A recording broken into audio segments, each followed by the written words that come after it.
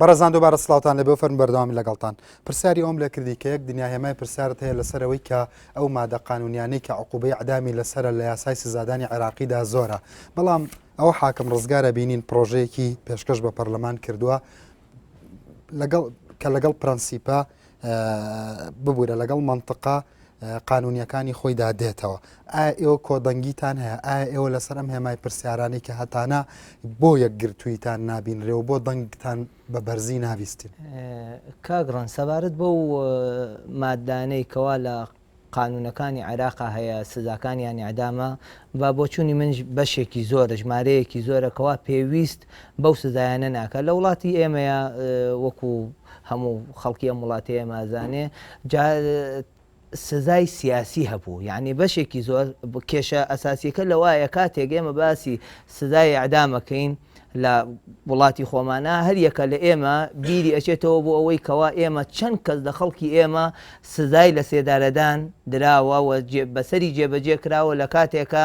هەندێکی هەر محاکەمە نەکراوە لە سای ڕژێمی پێشوە محاکەمە نەکراوە، یاخود دەگەر محاکەمە کرابێ محاکەمەیەکی نەعادلانە بووە وەکو مەحاکمی سەورەی جاران لە زمانی بەعسا،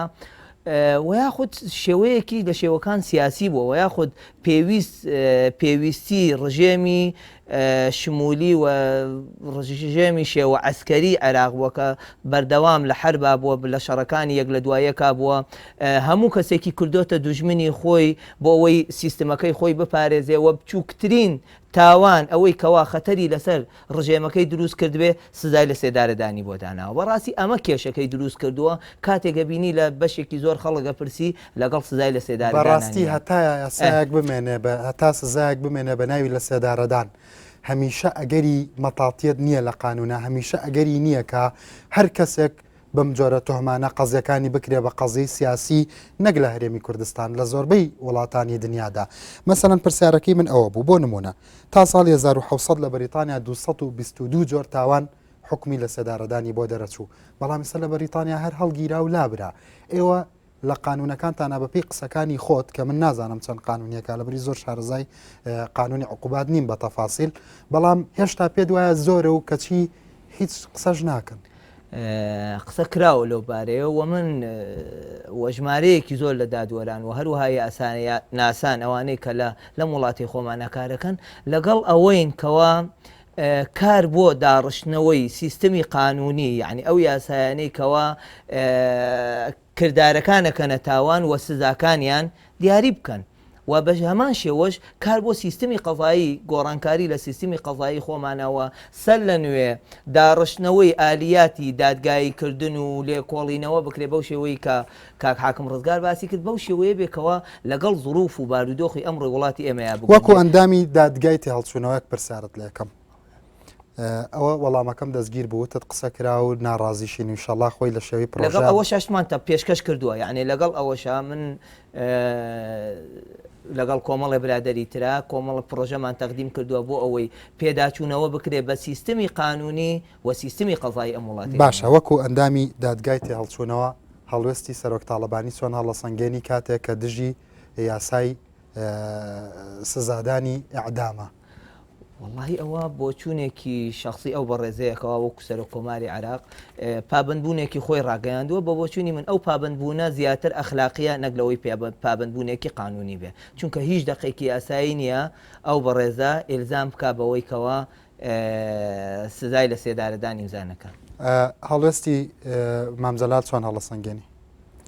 وڵا من زۆر بەرز ئەینرخێنم هەڵوێستەکەی، بەڵام دەبوو بەڕێزیان هەر بەردەوام بێت، یعنی تەخویلی کەس نەکا بۆ ئەو سزایە ئیمزا بکرێت و بۆ چۆنی تەخویلەکە ئەڵێ حەقی بە بۆ چوونی ڕەتکردنەوەشی هەیە و ئیمزانەکردنیشی هەیە. وڵای بە بۆ چوونی من لە عەهدی مام جەلالە نابێت کەس لە عێراق ئیعدام کرێت بەپێی قانون.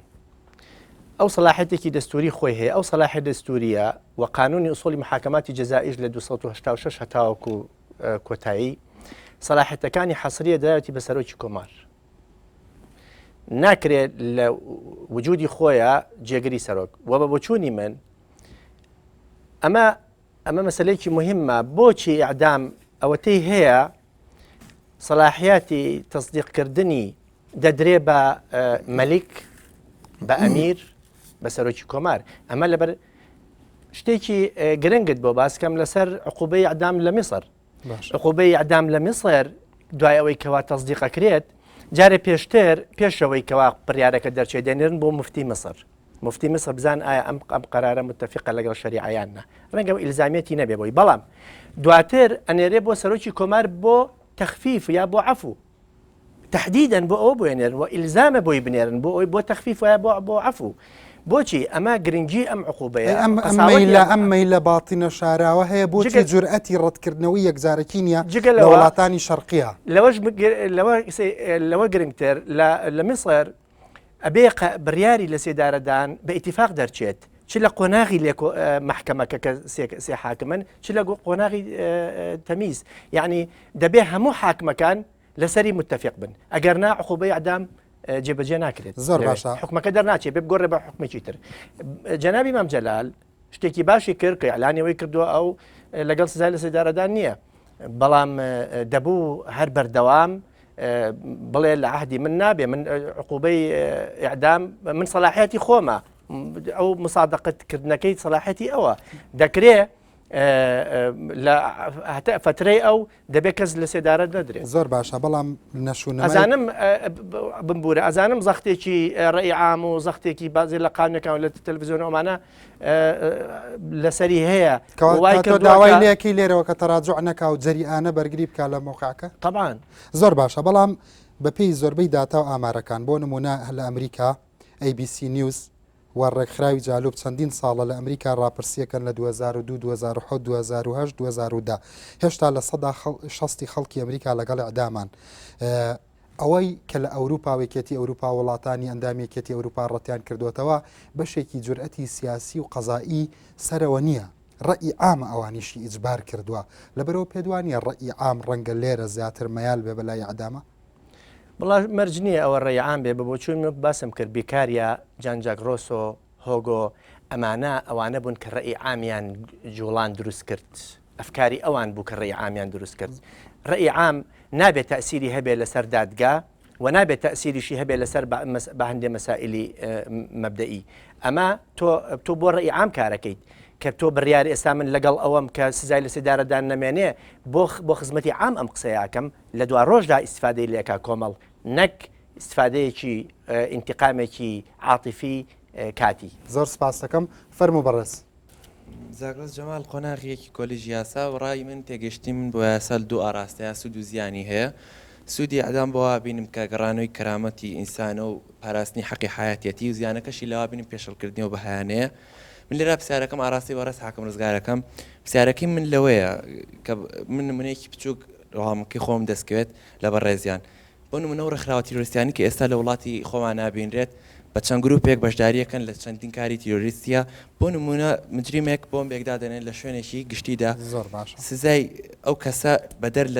بەدەر لە ئەعدام چییە کە چەندین کەسی بێگوناه و تاوان لەناو وەکو خوێندکارێکی کۆلێژی یاسا لەگەڵ بڕیاری لە سێدارەدانای بەڵێ من ئیسtisنایەکەم بۆ چەند حاڵەتێک کە لەگەڵ یاب ئێستا بۆ نمونە من لێرە ئەڵێن بەدەر لە سزای ئەعدام چ سزای بە گونجاوزانێت بۆ ئەم تاوانە و هەروەهایان مەدارسی چاکسازی و ئەروەها ئەو ڕێگەی ئیسلاح دادەنێن ڕێگەی ئیسلاح لەگەڵ گروپێکەکەیت یان لەگەڵ ڕێکخراوێکەکەیت یان لەگەڵ تاکە شخصێک لێرەدا توانین بڵێن بە کورتی وەڵامەکەت ملیۆنێک کەس ئیعدام کەی ڕۆحی یەک کەس ناگەڕێنێتەوە منداڵێکێکە بۆ نازیندوو ناکاتەوە ئێمە دەبێ وا بکەین کە ئەو کارە نەکرێت کە خەڵکی تیا بکوژرێت من بۆ ئەوەیان هەوڵەدەم بۆ دوا ڕۆژی ئەوە دەمەوێت لەو وەتەرە کار بکەین کە ئێمە ئەو فکرەی کە دەیەوێت ئەو خەڵکە مەدەنیە بێگوناح بکوژێ ئەوە کۆتایی پێبێت زۆر سپاس دەکەم فەرموو قوربان عەبدوڵڵا کۆلێژی یاسا دوو پرسیارم هەیە یەکیان بۆ بەڕێز حاکم ڕزگار ئەویش ئەوەیە کە ئەو ئاماژەی بۆیە فەرمووی کە حەقی حیات دەدرێ بۆ کەسانی کە ئەعدام نەکرێن بەڵام ئایا پێی وانە کە سەربەستی و حەقی مرۆڤەکان لەوەیە کە سەربەستی من کاتێک کۆتایی پێ دەست پێکات کە سەربەستی تۆ کۆتایی پێت ئایا بە پێداگری لە سەرنەمانی سزای ئەعدام دەرفەت ناکاتەوە بۆ تاوانباران کە زیاتر و زیاتر بێت زۆر باشەوەکو خوێندکارێکی کۆلێژی یاسا لەگەڵ سزای لە سێدارەدانای لە چەند حاڵەتێکا لەگەڵ یام بەس ئەفو یەک پرسیاریشمەیە بۆ بەڕێز حاکم خدر ئەوش ئەوەیە ئایا سەپاندنی سزای ئەعدام پێویستی بە سوڵتەیەکی تەنفیزی مختص و نەزیهی تەواو نییە. ئایا تۆ ئەم سوڵتەیە ئەبینیت لە ئێستای هەرێمی کوردستاندا؟ زۆر سپاس دەکەم. فەرموو کاک حاکم. سزای لە سێدارەدان طبعاً ئەرکی ئەمڕۆ بەپێی یاسای ئوسوڵی محاکەماتی جەزایی ئەرکی دام و دەستگا تەنفیزیەکانە، یعنی بەڕاستی ئەرکی دام و دەستگای قەزایی نییە. دوای ئەوەی بڕیاری لە سێداردان دەرەچێ ئیجراعاتە یاسایەکانی خۆی وەرەگرێ، دوای پلەی کۆتایی وەرەگرێ، دوای ئەوەی لەلایەن سەرۆکی هەرێمەوە یاخود سەرۆک کۆماری عێراق ئەی بینی بە نەزیهی و بەبێ ئەجەندا ئەم لیژنە تەنفیزیە لێرە تا ئێستا بەداخەوە من ئەڵێم لە هەرێمی کوردستانە بەپێی پێویست ئەو سزایە جێبەجێ نەکراوە، دادگاکان بەکاری خۆیان هەستاون بەڵام بەپێی پێویست جێبەجێ نەکراوە. ئێمە هەندێکیمان لە فترەی قسەکردنەکانمانە وەڵامماندایەوە دەڵێن ئەم سزایە کە لابەرین معنای ئەوە نییە ئیتر یەکسەر پێڵی بڕۆ دەرەوە تۆ سزایتر هەیە، دەبێت ئەو بەو سزایانە بێ کە مقدر بێت دوو معایری دەولی بۆ حقوقی ئینسان ئەمڕۆ ئەو سزایی ڕەت کردوێتەوە لە چەندین مؤتەمەراتە لە ساڵەکانی نهایەتی هەشتاونەوەتەکانەوە لە لیژنەی اقتصادی و حقوقی ئینسان، لیژنەی اجتماعی و اقتصادی لە ئومەمی متحیدە، لیژنەی حقوقی ئینسان، ئەم لیژانە هەموو داوا لە دەوڵەتانەکەن کە ئەم سزایە لابەرن. ئەوان دەبێت ئێمە وەکو هەرێمێکی تازە گەشە کردو دەبێت ئێمە خۆمان وارابێنین کە لەگەڵ مەعایرە دەولیەکانە لە مەجای قانون و لە هەموو مەجالەکانی ترە لەگەڵ ئەو مەسیرەیە بڕۆین نەک دوا بکەین. باشە بەبێ دروستبوونی نوعی لە هاوسەنگی و مۆدێلی ژیان، بەبێ مەسەلەن یەکسانی ڕەفاه، بەبێ یەکسانی حقوق لە مجتەمعاتی دنیاە، قانونەکان بە یەکسانی ئەگەری تەطبیقکردنی هەیە؟ نەخێر ئێمە ئەوەی کە ئومەمی متحیدە داوایەکە مەسەلەن مناڵێکی سویسرا کە ژان بیاژێ تەحلیلیەکە مناڵێکی دەیەکی قوربەسەری کوردستانە. نەخێر ئێمە دەبێت هەنگاو بنێن بەرەو ئەو قۆناغیکەوە چۆن هەموو پێداویستیەکان فراهەم دەکرێت، دەبێ قەزا دەبێ دەوری خۆی ببینێت لەم مەسەلەیە، دەبێ ئەو زەخت بکات، زەختی قەزایشی گرنگە، قەزا مەبەستم ئیدعای عامیشی تێدایە، ئەو دەبێ بۆ تەرسیخکردن و تەسیسکردنی دیموقراطیەت کار بکات. غیابی قەزای عادل لە وڵاتە بەلای کەمەوە 50 ساڵیش بۆ ماوەی 50 ساڵیشە وای کردووە ئەم هەموو تاوانە زۆرە و زۆربەی زۆری تاوانەکانی نێودەوڵەتی کە ڕووی داوە لە عێراق و هەتا ئێستش هیچێکە لە ئەسبابەکانی غیابی قەزای عادلە. کۆلیژی یاسا ئەفو پرسیارێکم بۆ حاکم ڕزگارە بوو ئەوەیە ئایا نەبوونی ئیدام ناکات مرونەی یان شکۆمەندی یاسا لاواز بکات لە حاڵتێکە چ منطقە ئەگەر سەدام حوسێن ئیدام نەکرایە ئایاش کەسوکاری شەیدان چۆن ئەیان ڕوانەی یاسایە کە یاسایەک نەبێت سزای ئەو کەسە بدات کە کەس چەنەهات جەریمەی گەورەی لە عێراق کردو. سپاس. بەڵێ ئێمە باسمان لە مەسئلەی عەقیدە کرد، باسمان لە مەسئلەی مەبدەئێک کرد. ئێمە ئەگەر عقوبەی ئەعدام نەبوایە لە کاتی خۆیە ئەوانەشی کە سەدام حوسێنیان لەسەر ئەعدام کرا کە مەجموعەی دجێل بوون ئەوانیش ئەعدام ناکران. من ئەگەر لەو دادگایە بوومایە کاتی خۆی کە محاکمەی ئەو کەسانەی کرد لە دجێل کە ئەعدام کران من حکمی ئەعدامم نادان. تۆ تا ئێستا کەس حکمی ئەعدام من نایەوە؟ من یەک تەوقیعم کردووە لەسەر عقوبەی ئەعدام. تۆ تا ئێستا کەس حکمی ئەعدامیە؟ نەخێر من لە دادگای تاوانەکان نەبووم پێشترە تاوەکو سزای لەو شێوەیە ئیمزا بکەم. ئەڵێ هیچ جێبەجێ نەکرا. زۆر باشە. کەواتە زروفی قانونی کوردستان لە ساڵحی بۆ چوون و پرەنسیپە قانونیەکانی تۆیەوە نییە؟ بەڵێ جێبەجێ ناکرێت. بەداخەوە ئەوە دەلالت لە نەبوونی سەروەری یاسایە. زۆر باشە. کاک حاکم دەرفەتە ئێم ئێستا کاتی میوانەکانتە فەرموو. هاوسەری برایم کۆلێژ یاسا قۆناغی سێ طبیعی من زۆر متفقم لەگەڵ ڕاکانی بەڕێز کە حاکم خدرا بە دلیلیی بە دلیلی ئەوەی تۆ کە کەسێ لە کۆمەلگایە تاوانەکات یعنی چ منطقێکی تیا تۆ محافظەیە و کەسە بکەیت بەڵام کە تاوانیشی کردووە بەڵام محافظەی مجتەماع نەکەیت. ئەمە یعنی هیچ منطقێکی تیا نامێنێتەوە. بەڵام من پێم خۆشە پرسیارەکە لەسەر ئەم تەوەرە بکەم کە جەناب باڵبژاردو بۆ ئەم پرۆگرامە ئەم جێتی کە لە نێوان ئەم دوو ڕاجایی کە لە نێوان ئەم دوو بەڕێزە یعنی لە نێوان ڕجالی قانونە هەیە من هەستەکەم یعنی بۆتە بارگرانیەکی زیاتر بۆ کەسانی کە تاوانبارن کە جانین ئەو کەسانی کە تاوانیان کردووە چونکە ئەگەر تۆ سەردانی موسساتی ئیسلاحی اجتیماعی کردبێ هەستەکەی ئەو نوزەلەئانە ئەو سوجەنەئانە کە لە ناو زیندانەکانان یعنی لە دۆخێکی نفسی زۆر نالەبارەژین ناوەیە سزاکان بەسا تطبیق بکرێ ناوەیە دڵنیا بە لەسەرکی ئادام ناکرێن حەزەکەی بەسەریان ناتەطبیق بکرێیان نەکرێت ئەزانی چۆن یەکلای بکرێت وێوەتا وەقفی تەنفیز نەمێنێ وەکو کاکێکی کورد تطبیق بکرێت چونکە کەسێک کە تۆ جەریمەیەکی کردووە لە جەریمێکی گەورە کردو بە ظروفی مشەدەدەوە یعنی هیچ بەدیلێکی نییە عەدەم. زۆر سپاس فەرموو کاک حاکم. ئێمە ئەوە تحصیل حاصلە ئەو لەگەڵ ئەو کۆمەڵەیە کە لەگەڵ عقوبەی ئەعدامن ئەوە زۆر ئاساییە چونکە ئەمە بەشەریەت و ئەفکاری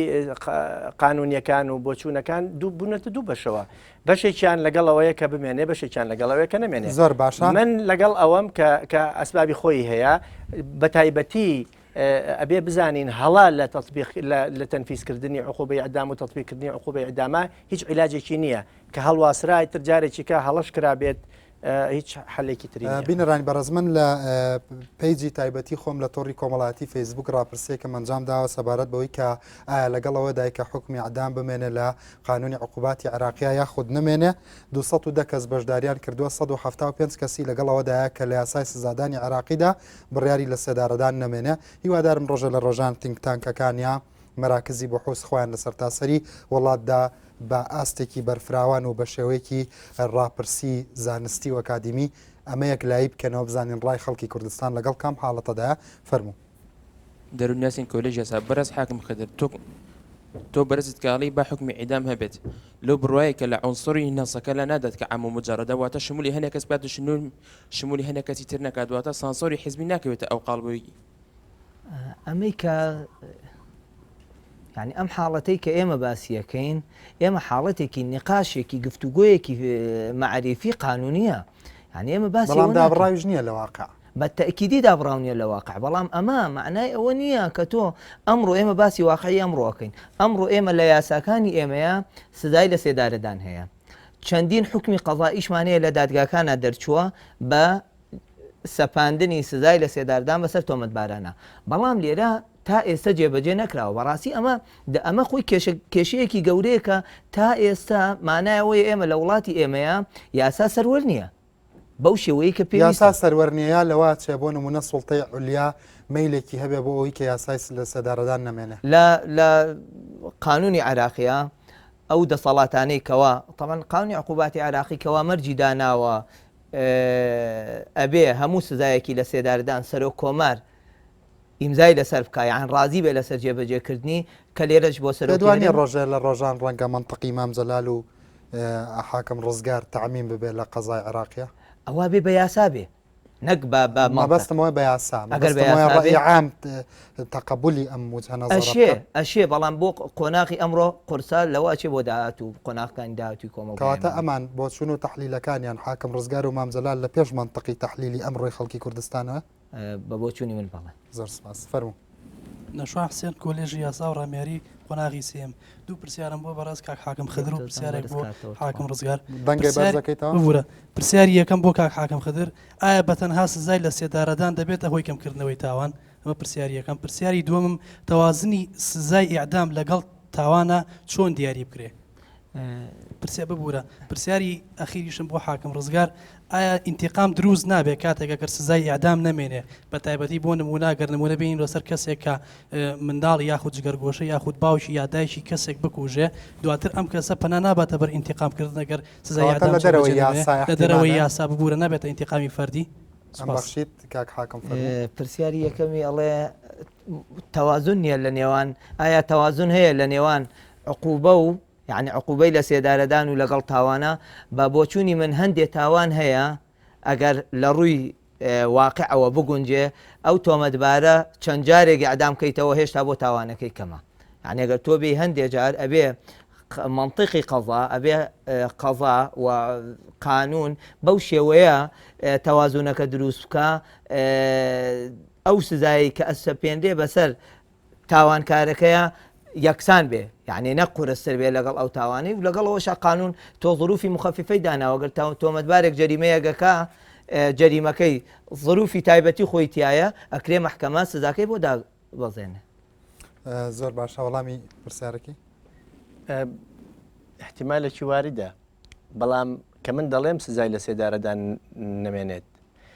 من دەڵێم تەسیس بکەین بۆ محکمەیەک کە هەموو کەس ڕازی بکات ئەوانەشی کەوا تاوانیان لێکراوە دەبێت ئەوان مرتاح بن بۆ حکومی کە دەرەچێت لە نەتیجەیە. ئێمە دەمانەوێت کۆمەڵگەیەکی مەدەنی حەزاری بینا بکەین. ئێمە دەمانەوێت قۆناغی ئینتیقام جێبێڵین. دەبێ ڕازیکەین بە قانونی عادل، بە ئیجراعاتی عادل، بە دڵدانەوەی عادل،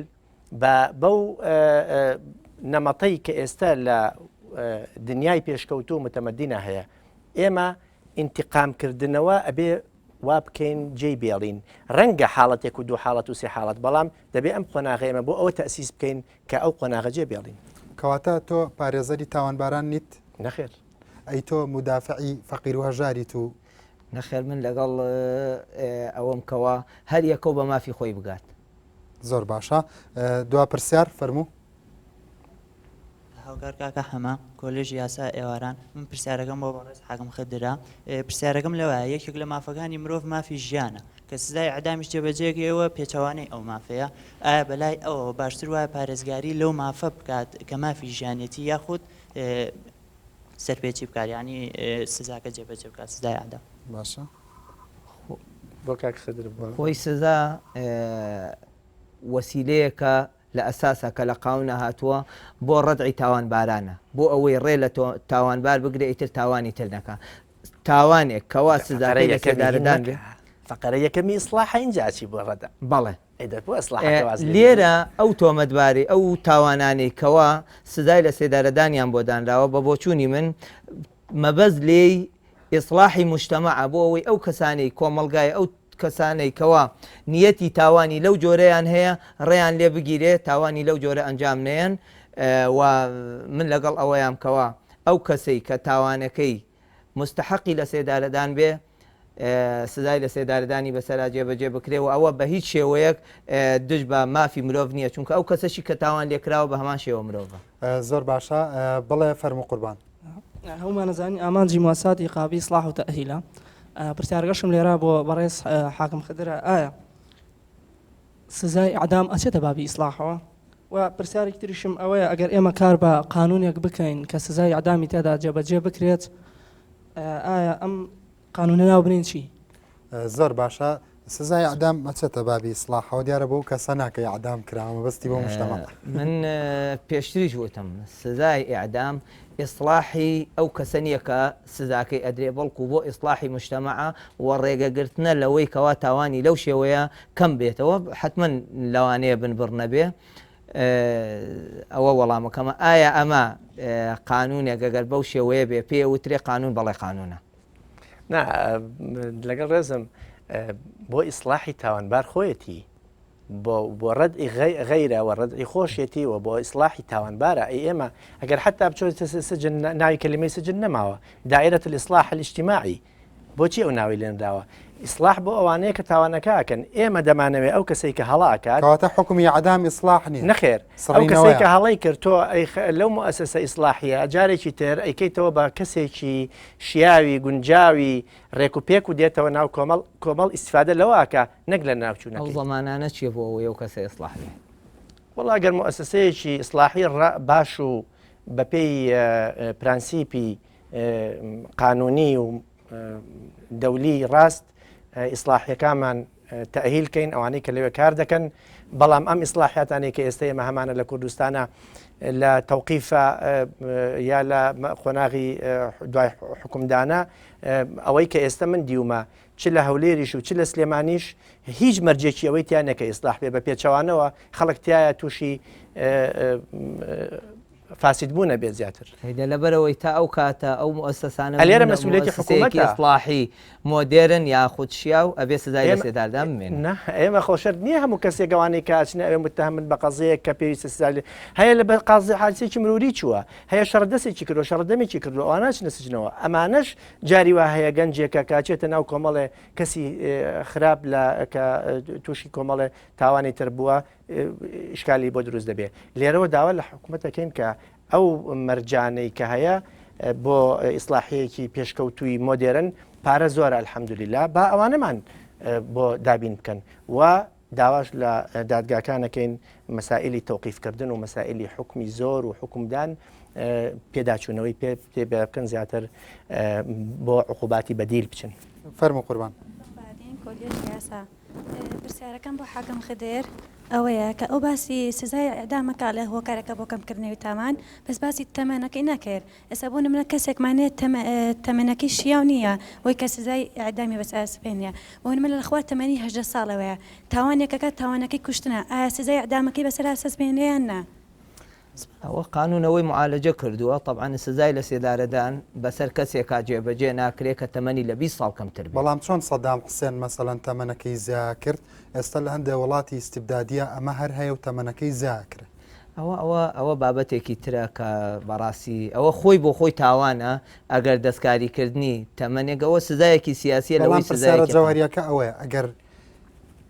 یەک مادەی قانونی هەبێت مەسەڵەن بۆ حکومی عدام پێدوانیە هەموو ئەو جورمانەی کە ڕەنگە ئیجتیماعیش بن بەڵام ئەگەر ئەم کەسە ڕۆژە لە ڕۆژان نەیاری سوڵتە سیاسیەکان بێ تەحویلەکەن بۆ قەزایی سیاسی لە دەوڵەتی ئیستیبدادیە ناڵم لە کوردستانە یا لە عەرەبستانە لە فڵانە هەرچەندە هەتاوەکو ئەم ڕۆژ دو ئامارەکانی ئیعدام عێراق بەرزە سعودیە بەرزەتە ئێران بەرزەتە سین بەرزەتە.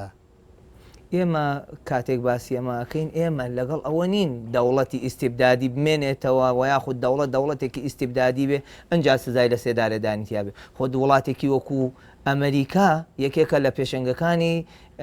وڵاتانی سیستەم دیموکرات بەڵام تایدا لە بەشێکی زۆری ویلایەتەکانی سزای لە سێدارەدانیتیایە و جێبەجێشە کرێ و تا ئێستش وەکو عقوبەیەک لە یاسا زۆر باشە بەڵام یەکێک لەو زۆر بە حەسەیە باسیەوە کە یەکێک لە ئەسبابەکانی کە ئەمریکا لەگەڵ عقوبەی عدامایە وەکو دەوڵەتێکی سەرمایهداری بیر لەو مەسرفا کاتەواڵێ من ئەم هەموو سەجینە بخەمە ناو مؤبەدیان بکەم ڕۆژانە نان و ئاو جگەرە و ئەویانەوێت لە کوێ بۆیان بێنم دوا قسەت چییە لەسەر بەرنامەکە بۆ بینەرەکانت لەسەر قەزیەکەش؟ بەڵێ هیوادارم سزای لە سێدارەدان ڕابوەسێنرێت لە ئەوچەسپاندنی یانیواتە لە دادگا و ئەوەشی کە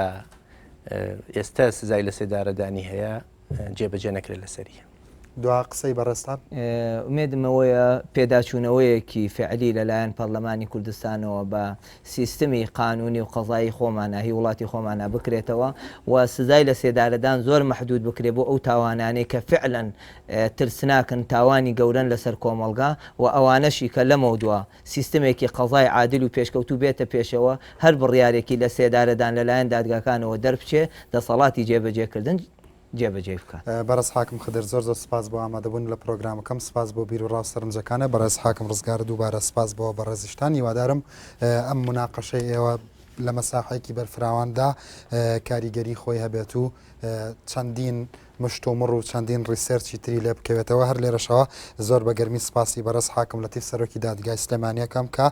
هەمیشە هاوکار و پشتیوانی پرۆگرامەکانمانە سپاس بۆی بەڕێزی خۆشەویستیش کە بەدیار پرۆگرامەکەمانەوە دانیشتن هیوادارین توانی بەتمان سەرنجتان ڕابکێشین ڕێزی ڕەنسەنگای و کۆیستاڤە نارتی و ئەم پرۆگرامەتان پێشکەشەکەم کاتێکی خۆش بۆ مولایەکتان دووبارە بەخێر بن.